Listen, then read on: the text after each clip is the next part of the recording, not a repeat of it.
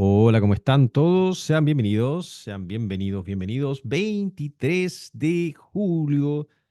En este día vamos a iniciar, bueno, con temas muy, muy importantes.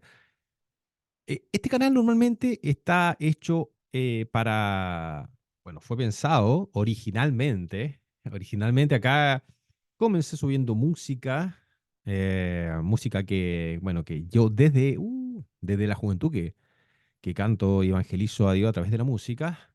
Y, y luego ha ido mutando un poquito, no solo música, sino también comentarios que tienen que ver con la iglesia, que tienen que ver con algunos sucesos de la iglesia, pero es muy necesario que a estos comentarios de la iglesia, más allá de leer las noticias, también tenga que ver con ir formándonos y conociendo nuestra fe. Y creo que en este tiempo, em, bueno, en el que estamos viviendo, donde hay anuncios, hay dichos, hay incluso, pongámosle, un tipo de protestantismo dentro de nuestra iglesia, protestantismo católico.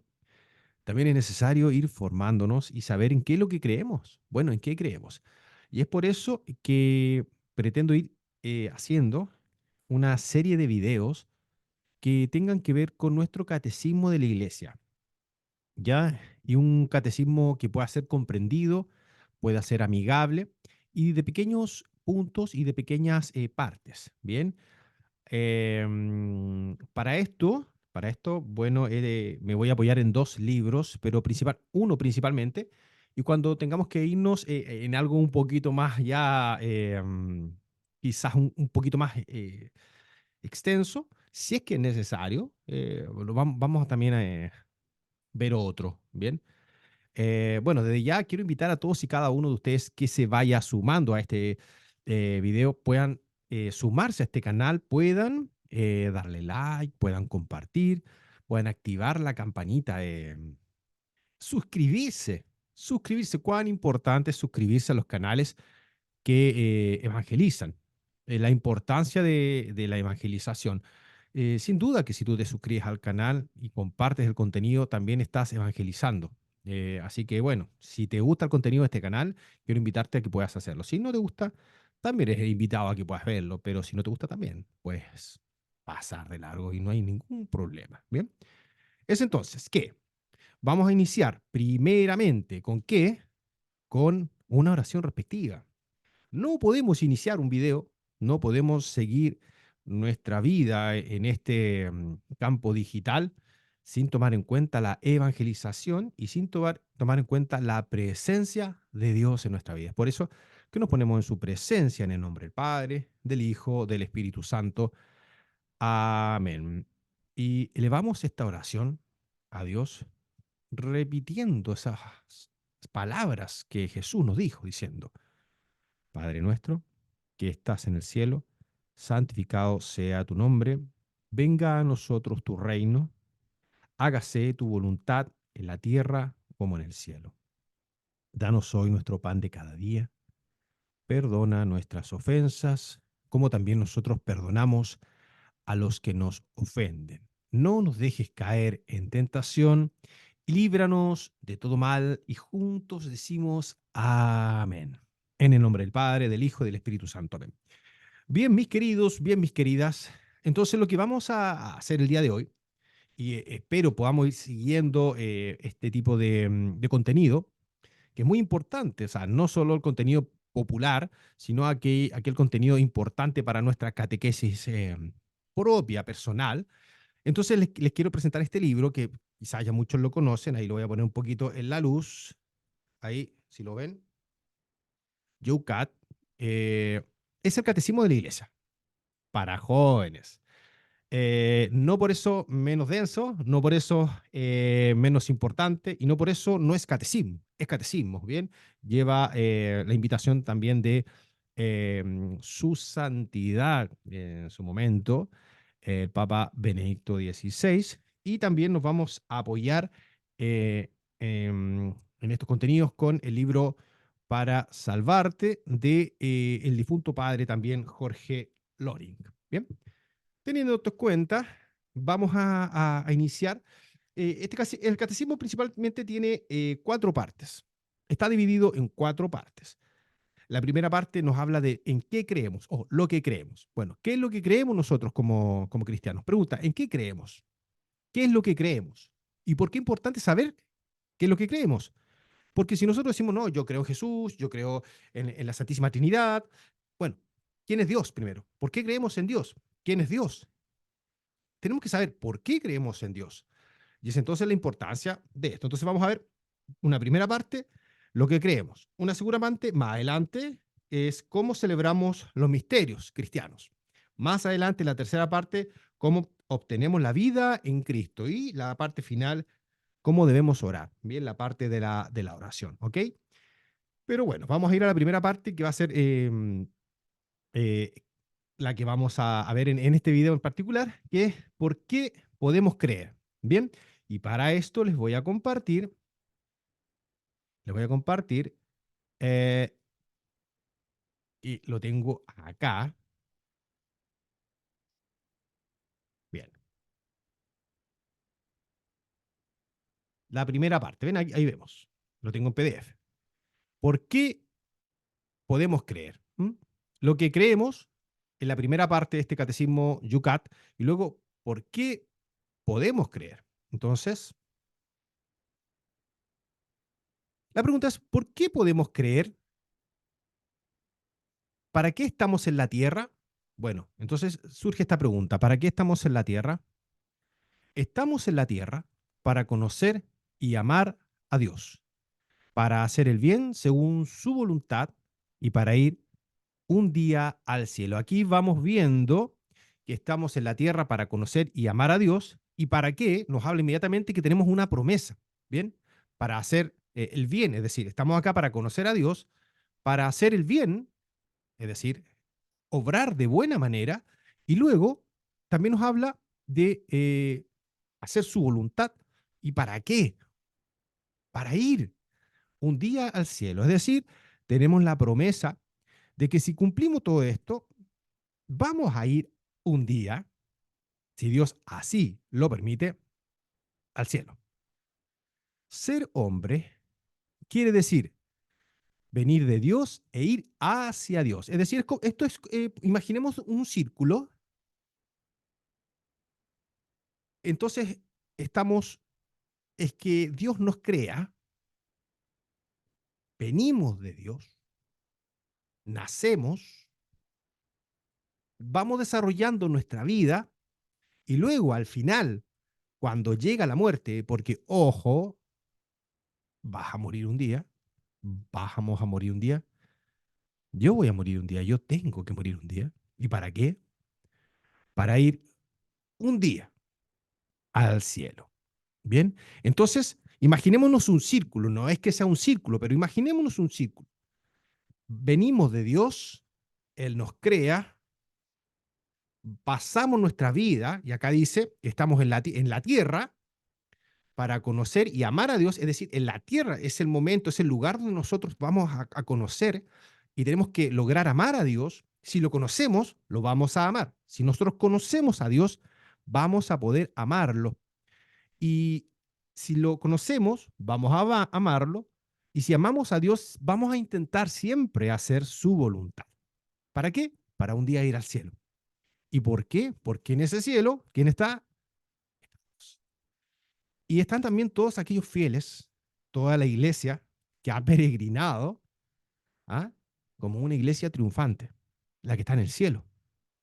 Bien, entonces tenemos un origen más remoto que nuestros padres. Venimos de Dios. Es quien reside, en quien reside toda la felicidad del cielo y de la tierra. Y somos esperados en su bienaventuranza eterna e ilimitada. ¿Y dónde está la bienaventurada eterna e ilimitada? Está en el cielo, está con Dios y está en Él. El Papa Benedicto XVI, ex Papa Benedicto XVI en su momento, cuando en su libro que dice, se llama Escatología, dice que Dios, o sea, el cielo, señala, el cielo es Dios mismo. Entonces, cuando hablamos de la bienaventuranza eterna e ilimitada, hablamos del cielo. ¿Por qué? Porque el cielo sería Dios mismo. Mientras tanto, vivamos en la tierra, a veces experimentamos la cercanía de nuestro Creador a frecuencia. No experimentamos nada en absoluto. Para que podamos encontrar el camino a casa, Dios nos ha enviado a su Hijo. ¿Y quién es su Hijo? Ojo ahí, ¿quién es el Hijo de Dios? Jesús, Jesucristo. Jesús es el Hijo de Dios, es el Dios hecho hombre, es el Verbo encarnado. Jesús es Dios, Jesús es Hijo de Dios y Jesús es Dios.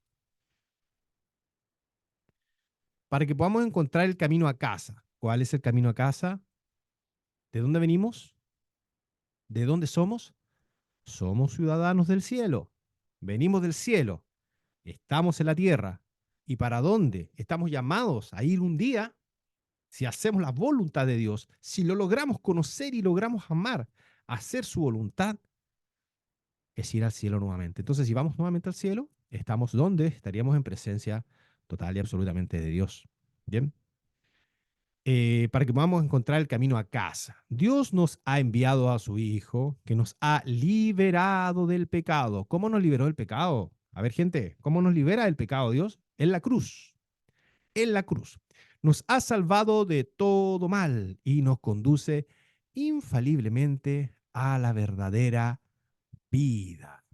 Él es el camino, es la verdad y es la vida. Lo encontramos en el libro de Juan, capítulo 14 y versículo 6. Bien, entonces la primera pregunta, ¿qué es esta? O sea, la primera parte, en lo que creemos. Dentro de lo que creemos, ¿por qué podemos creer? Por esto podemos creer. ¿Por qué podemos creer? Y aquí nos habla, bueno, ¿por qué estamos en la Tierra? ¿Por qué estamos en la Tierra? La primera pregunta que surge. ¿Por qué estamos nosotros, seres humanos, en la Tierra?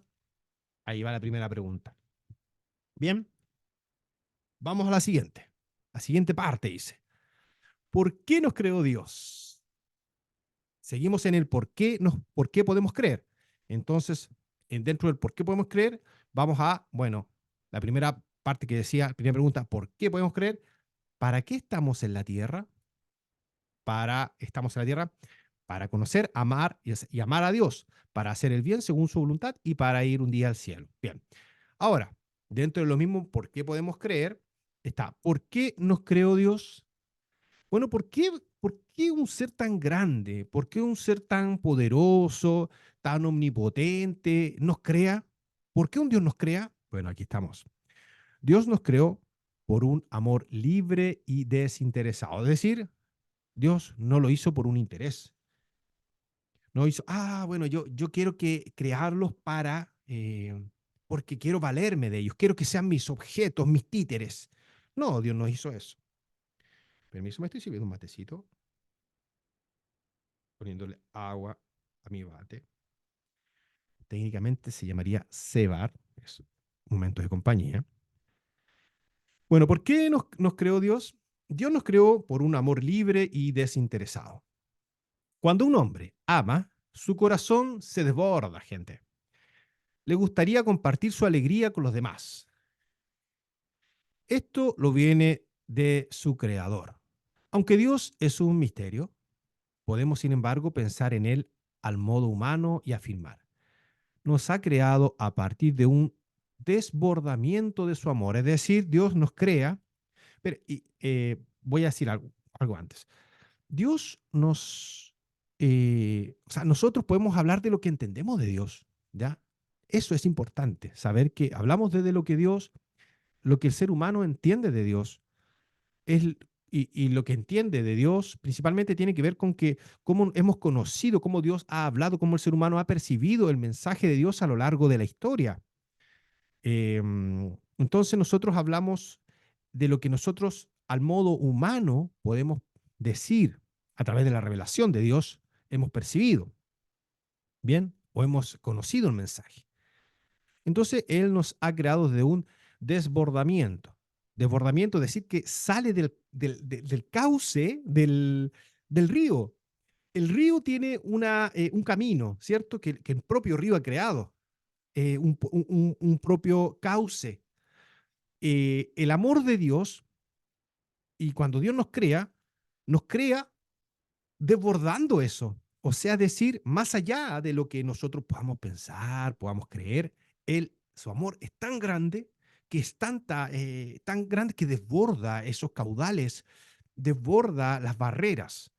Y así Dios nos ha creado. ¿De desbordamiento de qué? No de agua solamente, de su amor. Quería compartir su alegría infinita con nosotros, que somos criaturas de su amor. Bien, somos criaturas de su amor. Y entonces,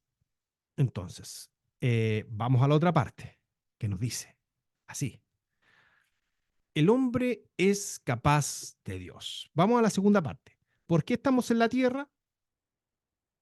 Que sería una primera sección. ¿Por qué estamos en la tierra? ¿Por qué nos creó Dios? Y ahora viene otra parte que es importantísimo. Primero, ¿por qué creer? Luego, el hombre es capaz de Dios. Veamos esto. El hombre es capaz de Dios. ¿Por qué buscamos a Dios? Dios ha puesto en nuestro corazón el deseo de buscarle y encontrarle. Esto lo señala San Agustín. Dice, nos hiciste, Señor, para ti, y nuestro corazón está inquieto hasta que descansa en ti. El deseo y búsqueda de Dios lo denominamos religión. ¿No les ha pasado que de repente escuchan a gente, principalmente del mundo protestante, que dice, no, la religión ha corrompido al hombre, o la religión no es buena, la religión es mala? Y ojo ahí, se confunde, porque el protestante normalmente habla de que la religión es lo que está mal, que nosotros no tenemos una religión, nosotros tenemos que tener una relación con Dios, no la religión. Y el concepto de religión que manejan ellos es un concepto muy de ellos, porque la religión, ¿qué sería la religión? La religión viene de ligar, religar. ¿Qué tiene que ver eso? Reunir, religar es volver a unir. ¿A quién? A Dios y al hombre. Entonces, cuando hablamos de religión, no estamos hablando de ritos solamente. Cuando hablamos de religión, hablamos de la unión, de volver a unir a quién, a Dios y al hombre. Tomemos en cuenta que desde la creación de Dios, perdón, de la creación que Dios hace, que crea al hombre, que Dios crea todo, está el pecado original. Entendemos que se rompe con esto y con Adán y Eva, se rompe esta visión y esta vida en el paraíso. Es entonces que a través de los tiempos Dios ha hablado al hombre y el hombre se une con Dios, y la religión es aquella ciencia también que intenta estudiar esta relación de Dios con el hombre. Entonces, ojo, no tengamos esta visión mala, esta visión errada, equivocada, que a veces podemos encontrar en algunos comentarios y opiniones protestantes, sin querer ofenderlos. Más bien, hago un llamado a una sinceridad intelectual sobre la palabra religión. ¿Bien? Bueno, seguimos. Para el ser humano es natural buscar a Dios. Todo su afán por la verdad y la felicidad es, en definitiva, una búsqueda de aquello que lo sostiene absolutamente, lo satisface absolutamente y lo reclama absolutamente. El hombre solo es plenamente el mismo cuando ha encontrado a Dios. Ahora, Santa Edith Stein señala, quien busca la verdad busca a Dios, sea o no consciente de ello. Y ahí está, quien busca la verdad busca a Dios.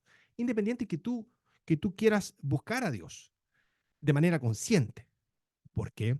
Porque entendemos que Jesús es el camino, la verdad y la vida.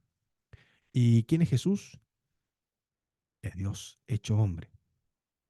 Bien, seguimos con que Dios es capaz, el hombre es capaz de Dios. Bien, entonces, podemos conocer la existencia de Dios mediante la razón, y acá es una pregunta importantísima. ¿Podemos conocer la existencia de Dios mediante la razón? Y la respuesta es sí. ¿Por qué? La razón humana puede conocer a Dios con certeza. El mundo no puede tener su origen y su meta en sí mismo. En todo lo que existe hay más de lo que se ve. El orden, la belleza y la evolución del mundo señalan más allá de sí mismo, en dirección hacia a Dios. Todo hombre está abierto a la verdad, al bien y a la belleza. Oye dentro de sí la voz de la conciencia que le impulsa hacia el bien y le alerta ante el mal. Quien sigue esta pista razonablemente encuentra a Dios. De la razón ya podemos encontrar a Dios. No necesitamos tener el encuentro que Dios se nos presente de manera sobrenatural, de que baje un rayo. No, Dios nos ha hecho con la conciencia para poder pensar. Y por eso que el hombre es capaz de Dios. O sea, desde nuestro intelecto que fue dado por Dios, nosotros podemos razonar, podemos darnos cuenta. Nosotros podemos mirar la creación, podemos mirar las montañas, podemos mirar la naturaleza y darnos cuenta que nosotros no las hemos creado y que no es producto del azar, es producto de que alguien de manera inteligente, perdón, que alguien inteligente y de manera pensada, con su voluntad, ha realizado. Nosotros nos miramos al espejo. O sea, el que yo pueda estar haciendo y grabando este video, que tú puedas estar oyendo este video, viendo el video eh, y pensándolo, reflexionando, es obra de Dios. El hombre es capaz de Dios. ¿Por qué entonces los hombres niegan a Dios si pueden conocerlo mediante la razón?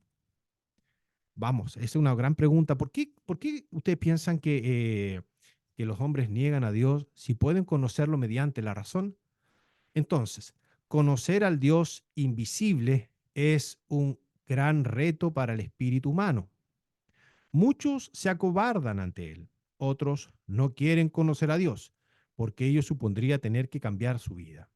¿Quién dice que la pregunta acerca de Dios carece de sentido porque no se puede resolver?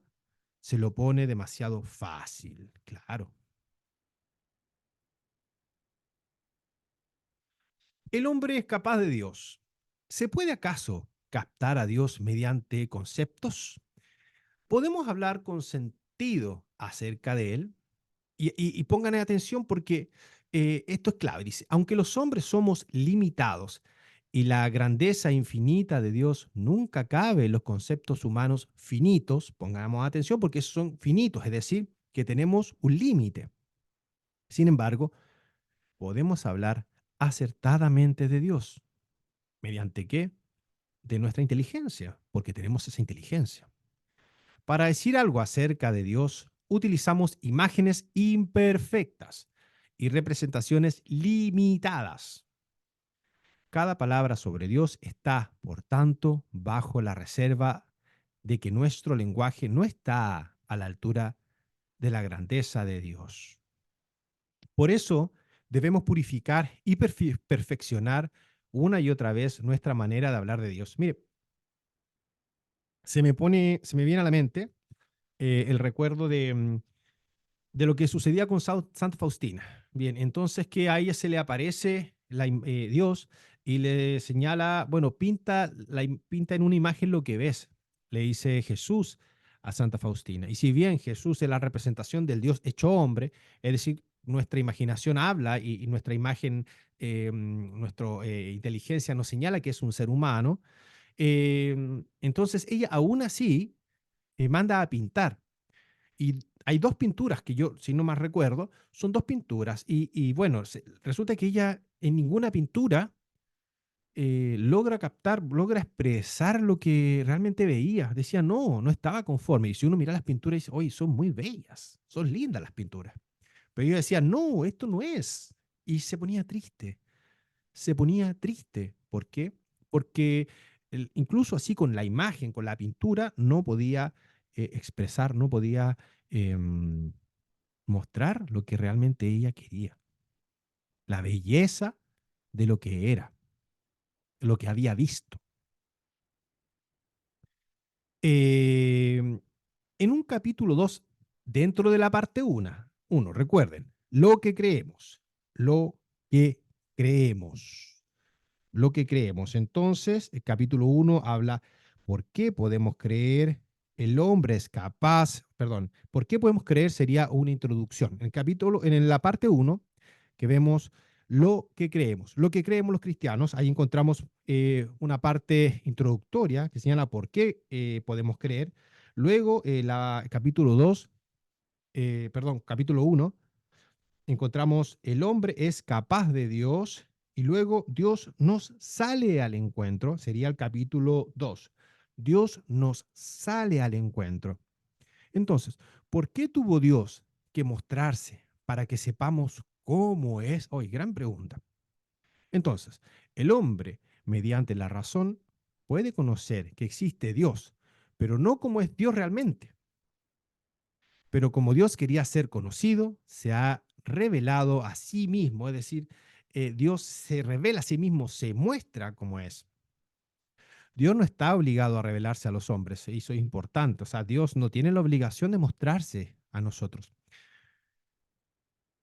Como en el amor humano podemos saber algo de la persona amada solo cuando nos abre su corazón, del mismo modo, solo sabemos de algo de los más íntimos pensamientos de Dios porque el Dios eterno y misterioso se ha abierto por amor a nosotros desde la creación, pasando por los patriarcas y profetas hasta la revelación definitiva de su Hijo Jesucristo, es decir, Dios. En el Antiguo Testamento. Acá encontramos. ¿Cómo se revela Dios en el Antiguo Testamento? En la primera parte, bueno, acá en la primera parte hablamos que se revela a través de su Hijo Jesucristo, que es Dios. Pero entonces nos preguntamos, bueno, ¿y cómo se revela Dios en el Antiguo Testamento? En el Antiguo Testamento, Dios se revela como el Dios que ha hecho el mundo por amor y que es fiel al hombre, incluso cuando éste se separa de él por el pecado. Dios se da a conocer en la historia. Por ejemplo, acá, sella con Noé una alianza para salvar a todos los seres vivos. Llama a Abraham para hacer de él padre de muchedumbres de pueblos. Lo vemos en Génesis capítulo 17, versículo 5b. Y luego bendecir en él a todas las familias de la tierra. Los encontramos en el libro del Génesis capítulo 12, versículo 13b.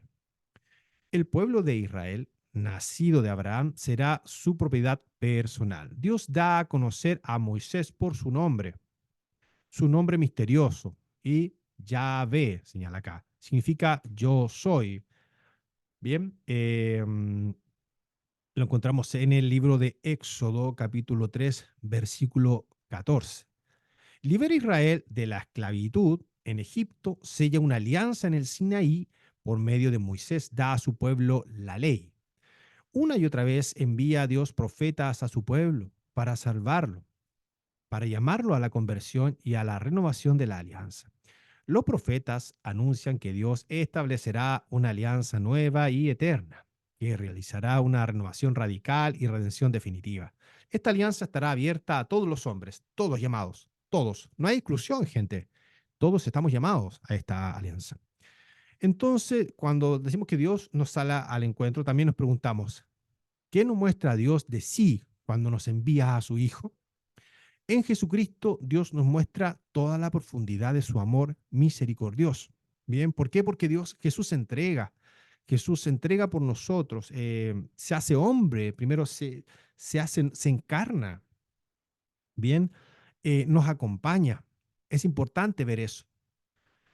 ¿Está dicho todo con Jesucristo o continúa todavía después de él la revelación? Gran pregunta. Bueno, está dicho ya, con Jesucristo ya está dicho todo, hay más revelación. En Jesucristo Dios mismo ha venido al mundo. Él es la última palabra de Dios. Ojo, es la última palabra de Dios. Oyéndole a Él, los hombres de todos los tiempos pueden saber quién es Dios y lo que es necesario para su salvación. Con esto cerramos, decimos, oye, escuchando a Jesús ya lo tenemos todo, ya lo tenemos todo. Dios nos sale al encuentro. ¿Por qué transmitimos la fe? Transmitimos la fe porque Jesús nos encarga. Es el llamado que hace Jesús, la misión que nos dice, ¿por qué nosotros damos el mensaje de fe? Dice, id pues y haced discípulos a todos los pueblos. Id y haced discípulos a todos los pueblos. Lo encontramos en el libro, en el Evangelio de Mateo, capítulo 28, libro, versículo 19. Bien, entonces acá podemos ver por qué transmitimos la fe, porque es un llamado de Dios. Es así de simple. El Señor me necesita. Estoy bautizado, confirmado y soy responsable de que las personas de mi entorno tengan noticia de Dios y lleguen al conocimiento de la verdad. Esto lo encontramos en Primera de Timoteo, capítulo 2, versículo 4b. La Madre Teresa empleaba una buena comparación. Veamos el ejemplo. A menudo puedes ver cables que cruzan las calles. Antes de que la corriente fluya por ellos, no hay luz. El cable somos tú y yo. La corriente es Dios. Tenemos el poder de dejar pasar la corriente a través de nosotros y de este modo generar la luz en el mundo. Jesús, esa es la luz del mundo. O de negarnos a ser utilizado y de este modo permitir que se extienda la oscuridad. ¿Y por qué? Porque Jesús no va a abusar de nosotros. Jesús no nos va a obligar a nosotros. Jesús nos llama. Somos nosotros los que tenemos de manera voluntaria o que podemos de manera voluntaria acceder a ese llamado, acceder a ese llamado, decirle sí o decirle simplemente que no. Está en nuestras manos y está libre albedrío. Libre albedrío. ¿Decimos sí a Jesús? ¿Decimos sí a Dios o nos negamos? ¿Qué harías tú? Dios nos sale al encuentro. Y tenemos otra pregunta que que nos da también este catecismo. Dice, ¿cómo sabemos qué es lo que pertenece a la verdadera fe? La verdadera fe la encontramos en la Sagrada Escritura y en la tradición viva de la Iglesia. La Sagrada Escritura. ¿Qué es la Sagrada Escritura? Es la Biblia, gente. La Sagrada Escritura es la Biblia. La encontramos en la Biblia. Y en la tradición de la Iglesia. ¿Qué es la tradición de la Iglesia? Es lo que ha transcurrido y que los padres de la Iglesia han comenzado como un mensaje heredero de los tiempos de Jesús hasta la actualidad. Es que la Iglesia, el actuar de la Iglesia mediante la fe, resolviendo cuestiones y preguntas importantes, los dogmas. Esa es la tradición de la Iglesia. La tradición de la Iglesia es hasta lo que el día de hoy llamamos pontificado del Papa Francisco, la sucesión apostólica, lo que han hecho los evangelizadores a través de los tiempos, evangelizadores, misioneros incógnitos que llevan el mensaje de la fe. El Nuevo Testamento ha surgido de la fe de la Iglesia. Pongan atención. Escritura y tradición van unidas. La transmisión de la fe no se da en primer lugar a través de los textos. En la iglesia antigua se decía que la Sagrada Escritura estaba escrita más en el corazón de la iglesia que sobre pergaminos. Y aquí también es porque encontramos muchas veces diciendo, oye, pero tiene que estar escrito. Bueno, sí, está escrito, pero antes de la escritura que estaba, verbalmente lo decía la gente. El Evangelio se hablaba, se le llama Sagrada Escritura, es verdad, pero tenemos que hablar de palabra de Dios, porque la palabra de Dios está antes que el ser humano haya escrito. La escritura es la manifestación en un cuerpo físico, exteriorizado de manera tangible para nuestros ojos de lo que ha dicho Dios. pero Dios lo dijo sin que, o sea, antes que se escribiera. Su palabra es la palabra de Dios, lo que sale es la palabra de Dios. Seguimos en el capítulo 2. Dios no sale a nuestro encuentro, no sale al encuentro. ¿Se puede equivocar la iglesia en cuestiones de fe? Pregunta, ¿se puede equivocar la iglesia en cuestiones de fe? Y aquí tenemos la respuesta, gente. Ante tantas cosas que se hablan hoy en día, es importante tener claro, la totalidad de los fieles no puede equivocarse en la fe, porque Jesús prometió a sus discípulos que les enviaría el Espíritu de la verdad, que los sostendría en la verdad. El libro de Juan, capítulo 14, versículo 17. Así como los discípulos creyeron de corazón en Jesús, un cristiano, cuando pregunta por el camino de la vida, puede fiarse completamente de la iglesia. ¿Por qué? Porque el Espíritu de la verdad, el Espíritu Santo le acompaña. Y acá está la respuesta. La totalidad de los fieles no puede equivocarse en la fe. La totalidad de los fieles no puede equivocarse en la fe. Ante tanto cuestionamiento que hemos encontrado. Dado que Jesús mismo encargó a sus apóstoles el ministerio de la enseñanza, la iglesia tiene un magisterio y no puede callar. Ciertamente, miembros aislados de la iglesia pueden equivocarse e incluso cometer faltas graves, pero en su conjunto la iglesia no puede desviarse de la verdad de Dios. La iglesia es portadora a través de los tiempos de una verdad viva que es mayor que ella misma. Se habla de depositum fidei, del depósito de la fe, que hay que custodiar. Si esa verdad es negada o deformada públicamente, la iglesia debe hacer resplandecer de nuevo lo que se ha creído en todas partes, siempre y por todos. Y esto lo señala San Vicente de Lérins. Bien, seguimos en el capítulo 2. Dios nos sale al encuentro. ¿Es verdadera la Sagrada Escritura? Pregunta, ¿es verdadera la Sagrada Escritura? Respuesta, los libros sagrados enseñan sólidamente, fielmente y sin error la verdad, porque escritos por inspiración del Espíritu Santo, tienen a Dios como autor. Bien, seguimos en el capítulo 2. Dios nos sale al encuentro. Siguiente pregunta, ¿cómo puede ser verdad la Sagrada Escritura si no todo lo que contiene es correcto? La Biblia no pretende transmitirnos precisión histórica ni conocimiento de ciencias naturales, aunque a veces lo hace. Pero es un libro de fe, gente. Los autores eran, eran además hijos de su tiempo. Compartían las representaciones culturales de su entorno y en ocasiones estaban anclados en sus limitaciones. Claramente no tenían el conocimiento académico de muchos de nosotros e incluso la historia todavía no era tan certera. Pero todo lo que el hombre debe saber acerca de Dios y del camino de la salvación se encuentra con certeza infalible en la Sagrada Escritura. ¿Por qué? Porque es un libro de fe. La Biblia es mensaje de fe, mensaje de salvación, no es un libro científico. ¿Cómo se lee correctamente la Biblia? Muchos han preguntado. Veamos lo que dice el catecismo. La Sagrada Escritura se lee correctamente en actitud orante, es decir, con la ayuda del Espíritu Santo, bajo cuya influencia se ha formado. Es la palabra de Dios y contiene la comunicación decisiva de Dios para nosotros.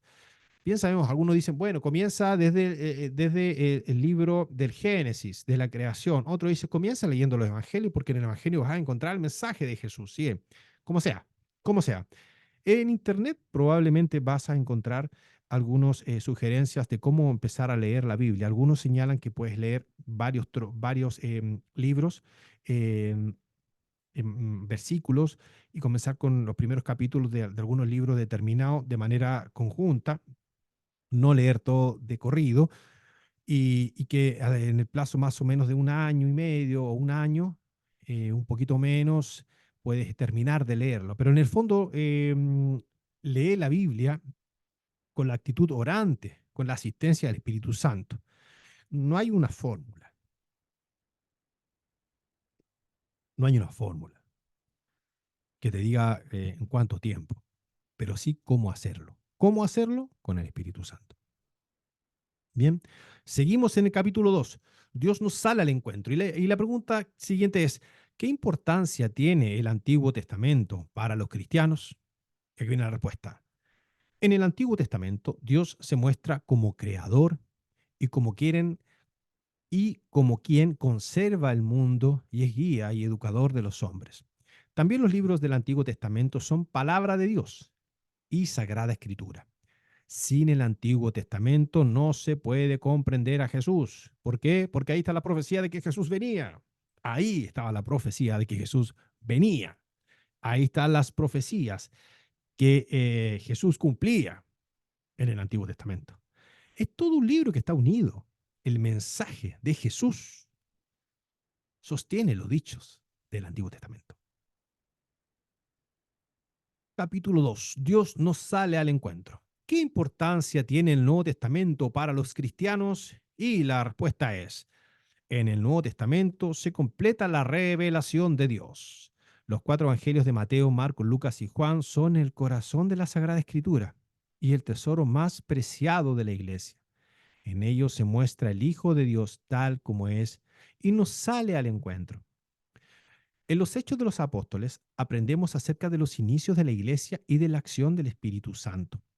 En las cartas apostólicas se pone la vida de los hombres en todos sus aspectos ante la luz de Cristo. Entonces se completa la revelación en el Nuevo Testamento. En el Apocalipsis vemos anticipadamente el fin de los tiempos. Tan nombrado en estos tiempos, el fin de los tiempos. Mira. Seguimos con el capítulo 2. Dios nos sale al encuentro. Siguiente pregunta. ¿Qué función tiene la Sagrada Escritura en la iglesia? La iglesia saca su vida y su fuerza de la Sagrada Escritura. Con la excepción de la presencia de Cristo en la Sagrada Eucaristía, que es la Sagrada Eucaristía, gente, ese pan, ese cuerpo de Cristo. No hay nada que la iglesia venere más reverentemente que la presencia de Cristo en la Sagrada Escritura.